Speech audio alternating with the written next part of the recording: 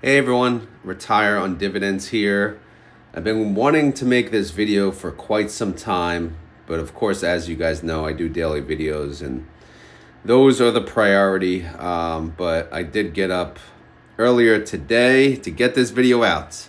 I don't know when I'm going to launch it, but anyway, let's get to it. So today's video is it's called YieldMax Holdings for Dummies, basically. It's just a chance to explain how the holdings work, in general, because it's something that we always just assume, people understand when we talk about the funds, but it's really something I wanted to break down. So when you go to the YieldMax website, right, and you click on a fund like TSLY, you scroll down, and then they show the holdings like in a very ugly fashion, at least on their website. And then if you scroll down towards underneath of it, you can actually download the holdings. And if you hit view, you could then see the holdings, right? And it's very complicated, especially on, some of the options ETFs, mainly YieldMax. It can get very complex, and it's hard to really, dissect it when you're looking at it like this. So I wanted to make kind of a breakdown of, how the funds really, how they look based on my understanding, of course, because I am no expert here. I'm just a guy who covers, options ETFs, high yield ETFs. And from, I'll explain from my experience what I believe, how these kind of work. So I did make a little spreadsheet, of course, as you can imagine, and I wanted to show you, again, my understanding of these funds. It looks like I'm in it on my computer, which is why you see the Retire on Dividends, right there. So we'll have to deal with that. All right. So when these options ETFs, when they start off, right, there's no money, right? So they need money. They need investors. So they get money from them, and I believe it's called, from speaking to various people like Sylvia and Jay, seeding money, right? So right off the bat, let's say a fund gets $2.5 million in seeding money. Is that the amount you need to open an ETF? Maybe, approximately, I don't know. It may or may not be, but it's at least in the ballpark, I would think. But who cares about that, right? So right off the bat, if you get cash, right, you get a $2.5 million investment by whoever, right? That's considered the seeding money. So you're starting your ETF, that money, it goes right into cash again. And then the assets under management, right? The total net asset value of the fund, day one, well, technically not day one, but when they open the fund, when they're creating the fund, is 2.5 million.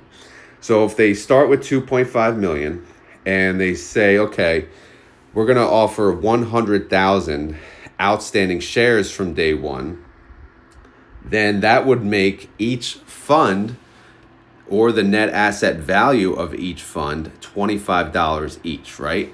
So because if you take B12, you take the total assets under management, you divide it by the outstanding shares, this particular fund will start at $25 per share. So when you say NAV, the NAV is basically the stock price, right? But the NAV is the actual calculation of the net asset value, the total net asset value divided by outstanding shares. So again, for this column B, new money coming in, 2.5 million, brand new fund, assets under management. Again, they total 2.5 million. We have 100,000 outstanding shares. So the NAV is $25. So the fund right now is $25 per share. All right. And then we get to day one. The fund opens day one. So what happens? Well, typically what happens is they would start, to do what they said they were going to do, the ETF. This is an options ETF in this example. In fact, it's a YieldMax ETF. So what they would do, they would take the 2 point, do we have cash? New money. 6,000. Okay. All right. Never mind. Sorry. I had to remind myself what I was doing here. All right. So again, the 2.5 million that was in cash right here, that got invested in treasuries. So for in particular, again, I'm explaining how this works, at least for in the YieldMax. When you think of YieldMax, from what I see, obviously a lot of other options ETFs may do something similar. So what YieldMax does, they don't actually need the money to do their investments. They use the collateral. They basically open positions as collateral. Because, for example, like Tesla, we just looked at, they don't buy Tesla stock to trade options. They just create a synthetic position that mimics the movement. So since they don't have to buy Tesla stock, they take the cash, they took that seeding money, they put it right into treasuries. Day one, it's earning interest. So that's awesome. And at the same time, they're starting their options plays. So day one, they start their synthetic, which is a buy, call, sell, put right here. And of course, I have it dead even, 10,000 for the call, and then 10,000 credit for the put. Does it always work out that way? No. Typically, the call does cost more than the put. But again, I'm just doing this for explanation purposes. So that's essentially a wash. And then what do? They sell a call, right? They sell a call for the week. They got an $8,000 credit. And of course, as you know, YieldMax does call credit spreads. So they did take 2,000 of that and they bought a call. So that's a $6,000 credit, okay? So they made $6,000. So that goes into the cash. Makes sense? So they did make $6,000 in cash. Now, if you look, even though they made $6,000, the assets under management, that did not change. Why did that not change? Simply put, this is still on their balance sheet. This 8,000 negative and 2,000 positive, which nets to be negative 6,000, that's on their balance sheet. So because they're going to have to pay to close that. So in due time, this could be cheaper to close, right? Or it could be more expensive to close. But as of the time that they open that position, yes, they get 6,000 cash. However, their balance sheet still, it's a wash on, technically. But the idea is we sell calls, we win our calls, and then this eventually would go down to zero, right? These two transactions, you hope they would go out, they pay a penny to close, or when we say like they pay 10 cents to close, that's what we're talking about, right? We don't want to pay a lot of money to close this position. But right off the bat, when they open it, there really is no direct change. Like you're not going to see the money right away. Like you're not going to notice a difference, in the NAV per se. So that's why if you see here, the NAV, $25, that the amount didn't change. Right? We still have 100,000 outstanding shares, but all they did is basically, they moved that cash that they had under treasuries and they started their options plays. Okay? Makes sense? Hopefully it makes sense. So that goes into cash. All right, now that was day one. Let's go to day two. All right? So day two, if you look here, again, I don't know how I should put this on the screen, but I'll just do it this way. All right, so day two, we have new money, all right? So someone bought in, or various people bought in, and they bought 100,000, they paid $100,000. So they bought $100,000 worth of this fund, whatever this fund is. We'll call it the, RODI, or my ETF would be RODI. So it's Retire on Dividends Yield Fund, right? So we got 100,000 additional new money. Makes sense? All right, so when we scroll up here, again, we're on day two. Should I zoom in? It's hard to see when I click the screen. Let me zoom out again. So, all right, so we got $100,000. Now, we're going to go...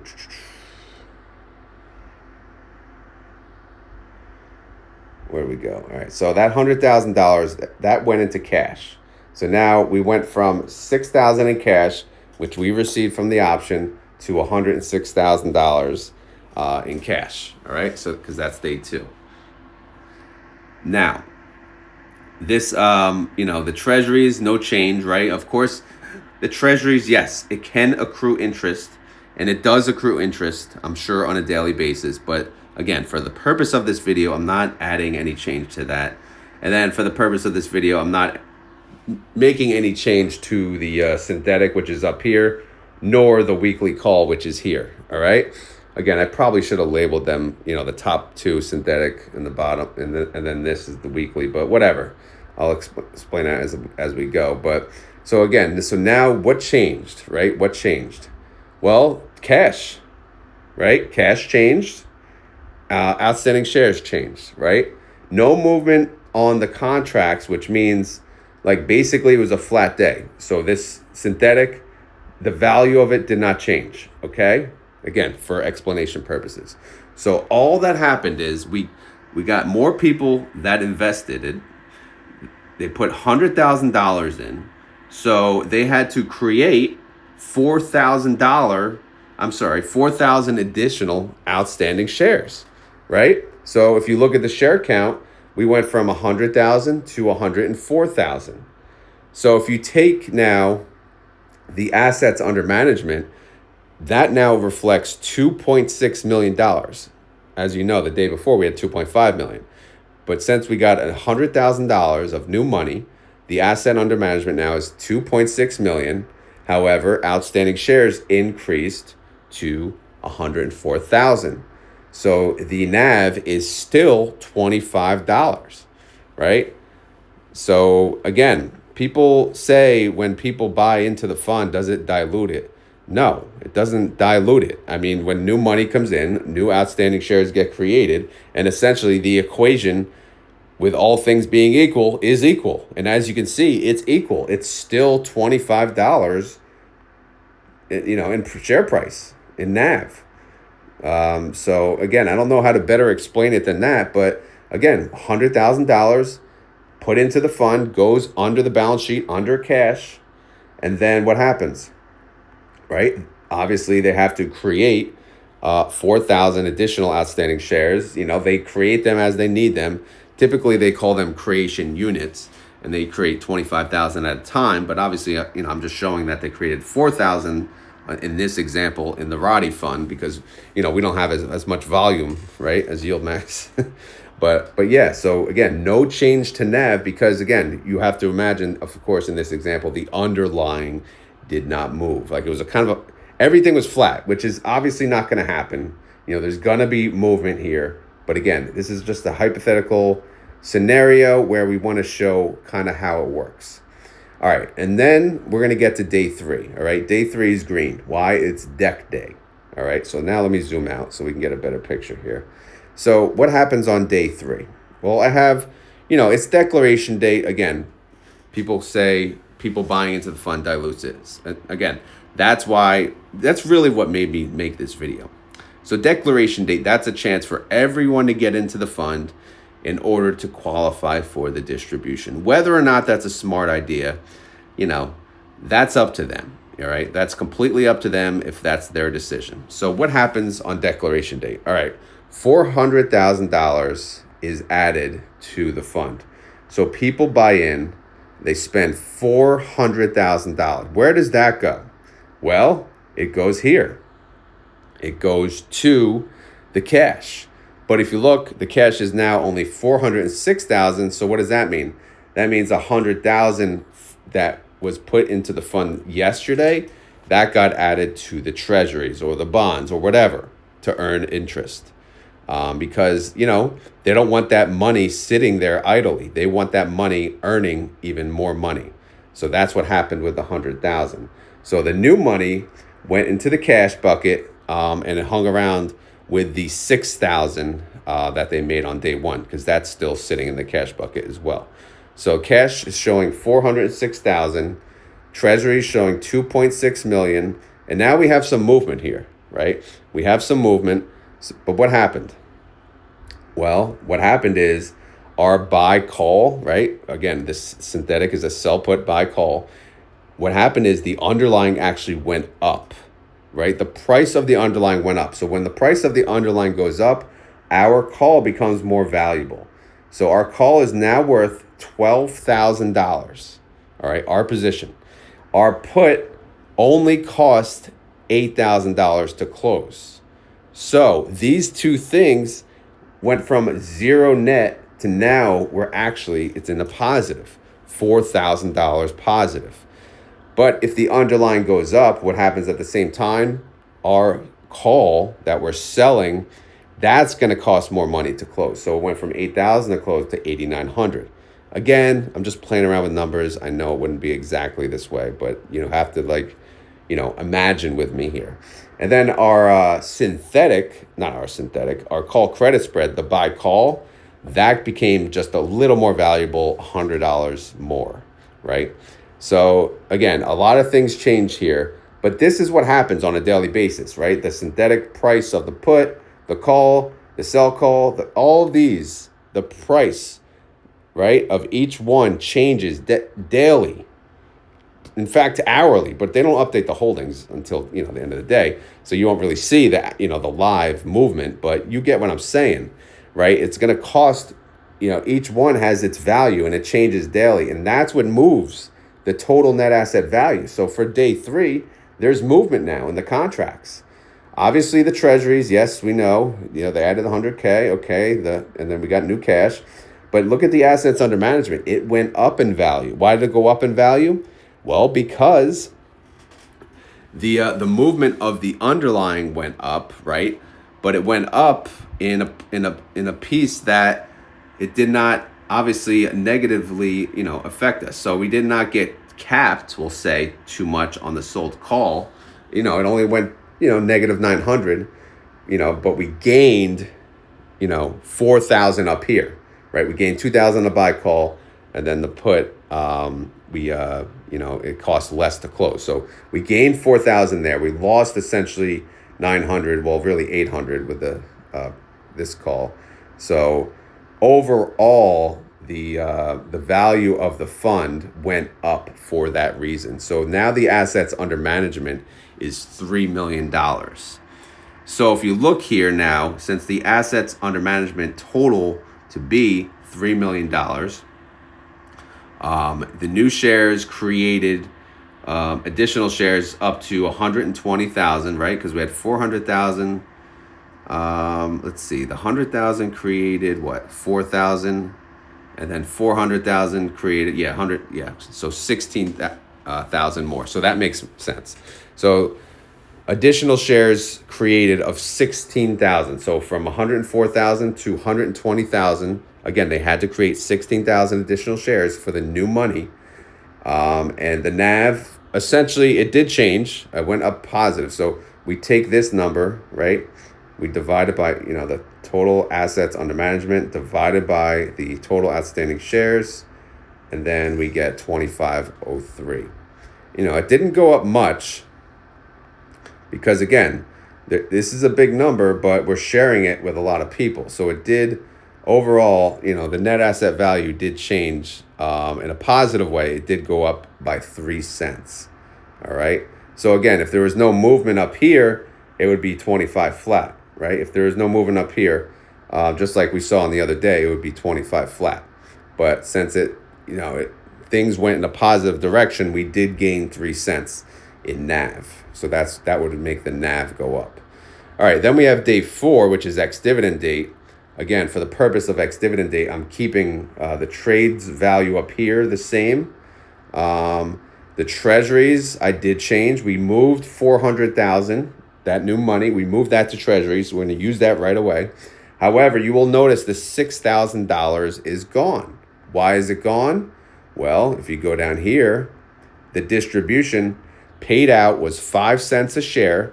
So with how many shareholders, right? If we go to, where is it? Outstanding shares. So this takes the 5 cents, multiply it by E14. So we had 120,000 outstanding shares on the day before X date. Multiply that times 5 cents, you get $6,000. So that's how much they had to pay out. This fund had to pay out $6,000 to its shareholders to pay them each 5 cents each. And that came out of the assets under management. So if you look, it actually just went down $6,000. Again, I'm playing this as if the contract's price the options contracts did not move. I know that doesn't happen.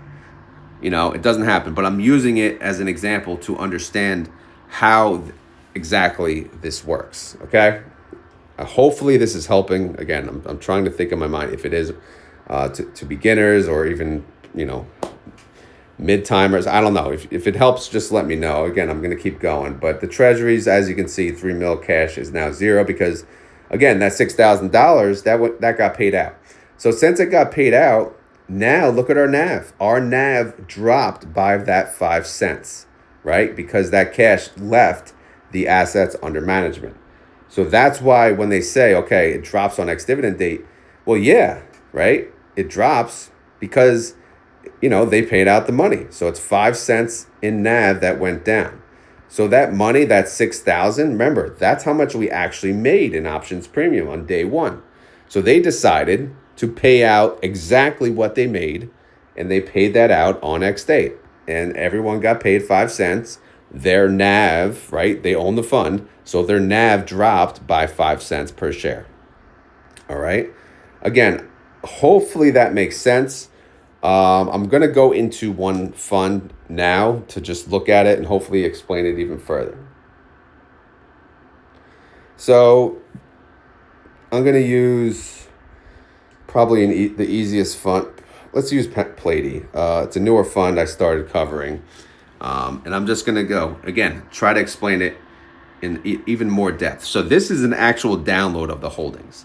So this is how you would see it. You'd see the date, you'd see the ticker, and then you see, some information here, stock ticker, QSIP, security name, all this stuff across outstanding shares, which really this is number of contracts, price, market value, weightings, net assets, outstanding, blah, blah, blah, blah, blah. So let's go across.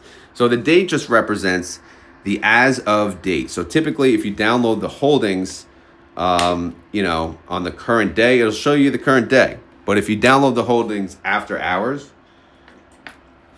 then more than likely it'll show tomorrow's date because it'll update with tomorrow's holdings and the picture of what it would look like. All right. Obviously, this ticker information is kind of a bunch of gibberish, especially when it comes to the treasuries. But that is the options contract, right? So if you go to the stock ticker, right, this field here, this has, this is the option, right? So you see Palantir, that's the underlying. Everyone asks what the 2 is. What I believe it's the leg, right? I believe when they open the synthetic, right, there's 2 parts to it. Because that, again, we talked about the synthetic. There's the buy call, so that's 1 leg, right? And then there's the sell put, that's 2 leg. So since they do it together, I think that's why the 2 is there. Please feel free to correct me if I'm wrong. But I never really truly looked into it because I didn't think it really mattered, but whatever. Anyway, so that's obviously, the underlying, the ticker that they're trading. And then you have the year, 25, which is the year. The month, 03 is the month for March. And then day, which is 21 for the 21st. That represents the expiration date in that date format. The next letter is P for put. So this is the put party, right? This is their synthetic. And then you'll have a bunch of zeros, as many as is needed until you get to the strike price, right? And the strike price is 105. And then they have, that 10 after. Again, I don't know if that's related to the put. Never really figured, that part out. And then QSIP, which it's kind of the same thing, right? It's pretty much, sometimes it's in a little different format, but it's basically the same thing. And then you get to the security name, and it's a little better of a breakdown. It shows the underlying, the date and actual date format, the strike, which is 105. Again, it shows 105.01, but whatever. And I guess, again, that's why the 01 is there, but, and then the put. So that being said, moving on to shares, this represents the number of contracts, okay? And then price, that represents how much per share it costs to essentially close out the put, right? Because the put, we get a credit for this put when we open it. And like we said, the balance sheet will automatically reflect that negative value. So if we got 7.5 million in cash, right, from this put, the flip side of it is right here, right? 7.5 million negative. So we got positive 7.5 for open it, but it starts off right with a negative 7.5 million. And as this progresses, if Palantir goes up, then again, this 105, Palantir is above 105 right now. So yeah, we're in a good spot. So as time goes on, as it expires to March 21st, then this would eventually go to a zero or a penny or whatever. But right now, there's a lot of time value left in this options contract. So right now, again, this is pushing our net asset value down of 7.5 million. Weightings, it shows what percentage this is of the fund. Of course, it's a negative amount, so it's going to show a negative weighting, obviously.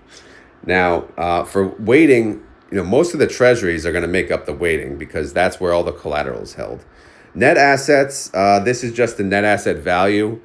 So it just shows the total. It's the same on every line. Shares outstanding, same on every line as well. It's just the outstanding shares. This strike and the percent out of the money, that's what I add to my spreadsheet. So, so we can easily see the strike in a separate cell, and that, more importantly, so I can calculate how far out of the money that it is. So that's basically every single column.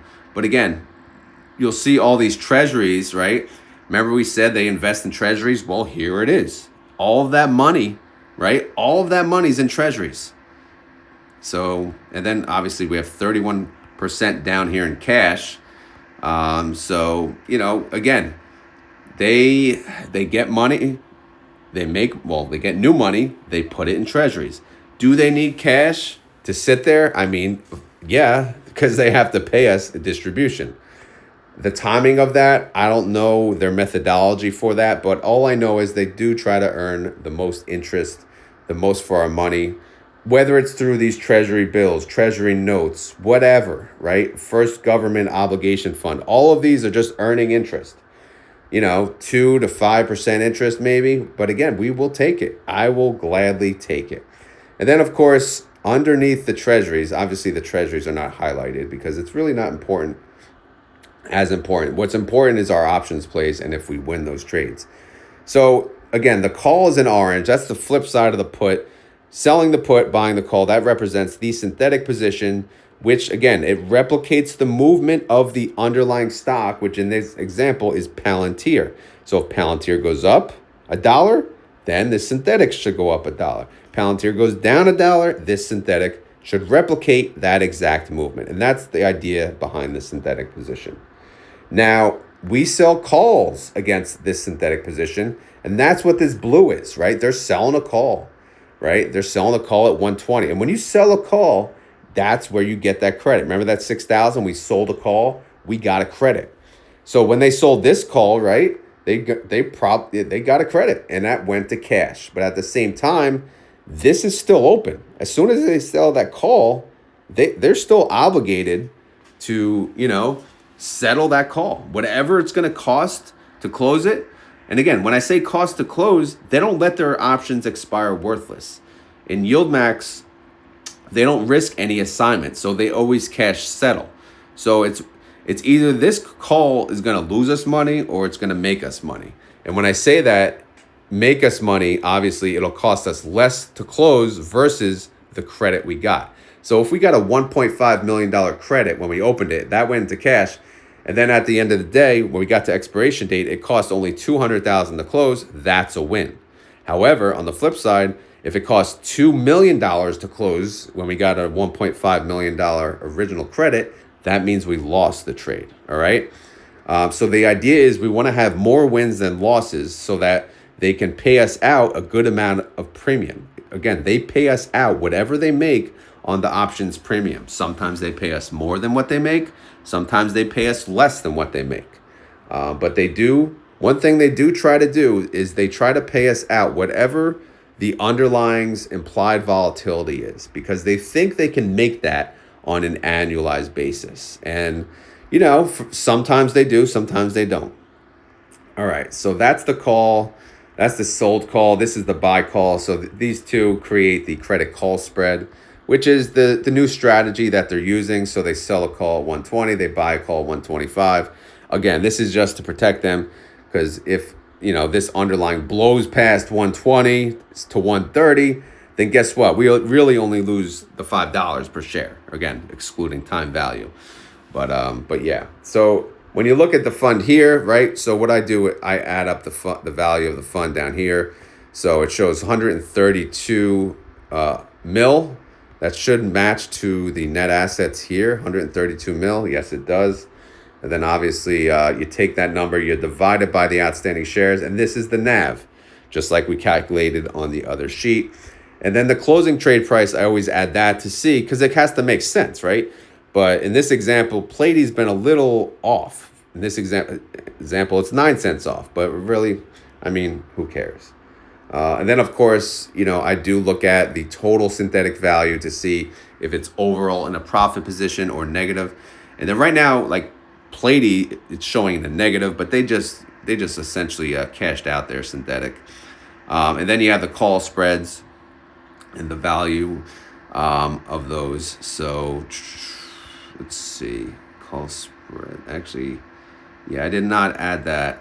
I have to fix this formula, H12, H13. This should be 11 to 12.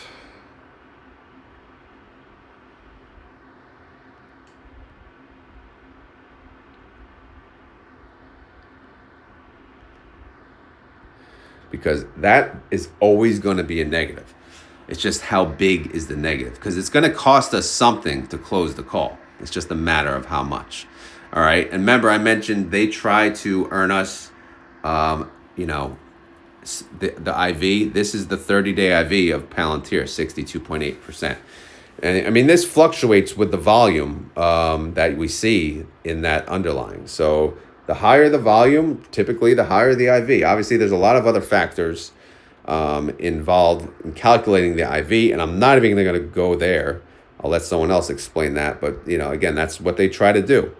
So, yeah, and if they did yield that, then typically you just take Platy's value, right? Whatever the PLTY is, $85 times 62.8%. divided by 13 payments, because they pay every 4 weeks, and that's what you get. That's essentially what we get. That would be our payment. But that's pretty much how these funds work. That's how the holdings, that's how we need to think about the holdings. So to answer the famous question, when new people buy into the fund, right, does it dilute it? The answer is no, because they put their money in. You put money in, you create the share. It's nothing. There's no net change. Okay, what if they all buy in on declaration date, right? What happens then? Well, again, their cash went in. So their cash will get deducted the next day as well. So we get all that new money either way.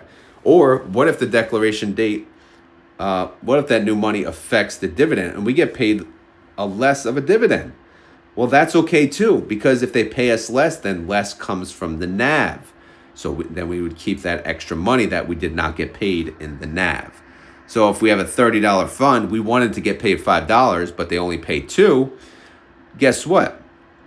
We get the 2 in cash, but we keep the 3 as unrealized gains, right? Just because they didn't pay us the 5 doesn't mean we don't still have it. We still have it. We just didn't get paid it out. If you really want it that bad, you could just sell your shares and, get that payout yourself that way. But again, nobody wants to do that. They want to get paid, through the fund. And I don't blame them. And that's how it should be. So again, this was YieldMax Holdings for Dummies. I've been wanting to make this video, and I'm really not sure if I did this any justice. I hope it helped. I really do. If it did not, please let me know if you have any questions. Again, I tried to make this little layout. I hope it worked. If not, like I said, if you still have questions, leave it in the comments below, or feel free to join the Discord. Yes, it's free, and then we could talk about it there. But again, yeah, that's the best I can explain it. If that didn't work, then, I don't know. Maybe I'll make another video someday. Maybe I'll make a whiteboard video, because a lot of people do learn better through that. But As you guys know, this is not financial advice. I am not a financial advisor. This video is for fun and entertainment. So hopefully you had fun. Hopefully you're entertained. If not, we'll try again on the next learning video. But if you enjoy this content, please hit the like button. If you have questions, like I said, leave them down below. But please leave feedback too. Let me know what you thought of this video. I don't get much opportunity to make other videos, so this is one of those other videos. So let me know if this other video helped or if it didn't. All right, guys. All right, I think that's a wrap. I just wanted to say thank you guys for watching and have a great day. Later.